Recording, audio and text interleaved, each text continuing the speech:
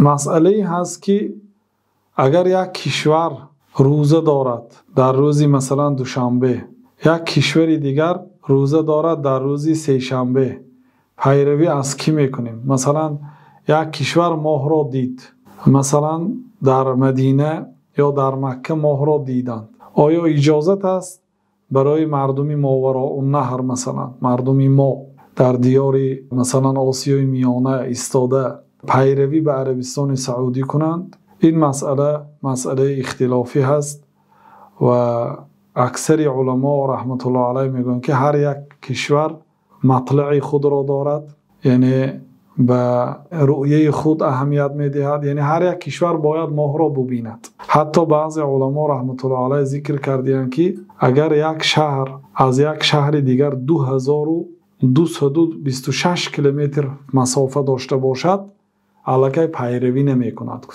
و این یعنی قصد که مثلا تاجیکستان از عربستان 7000 کیلومتر فرق دارد و هیچ گپی ندارد که قسمتی از مردم روز دوشنبه روزه دارند، قسمتی از مردم روز سه شنبه روزه دارند. برای آنکه نماز از روزه با قوت است و مرتبه نماز از مرتبه روزه عالی است، بالا است، ثواب نماز بزرگ است و گناه ترک نماز هم از گناه روزه عظیم است. با وجود همین تمام مسلمان های دنیا در یک وقت نماز نمیخوانند.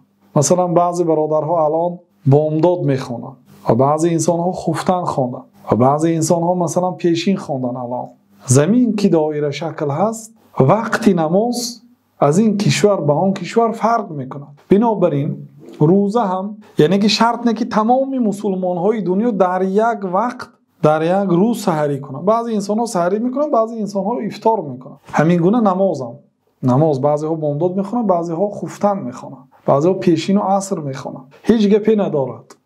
لیکن هر یک کشور باید ماه را ببیند، ماه رمضان را و ماه شوال را و ماه ذوالحجه را که به آن روز نهمش روز عرفه است که یک روز اگر انسان روزه دارد 2 ساله گناه بخشیده میشد و روز محرم، عاشورا و تاسوعا یک روز پیش از عاشورا روز 9 محرم و 10 محرم را برای انیق کردن ماهی یعنی که ذوالحجه کی تمام میشد و ماه محرم کی میدراید، به این چیزها باید علل خصوص اداره مسلمان ها در هر یک کشور مرکزهای اسلامی اهمیت دهند و علمایی که وظیفه امامتی، قاضیگی، مفتیگی را بر دوش گرفتند یا راهبری دینی را بر ذمه گرفتند، بر ذمه اینها واجب است که مسلمان ها را از وقت روزه، از وقت نماز با امانت آنها را با خبر کنند.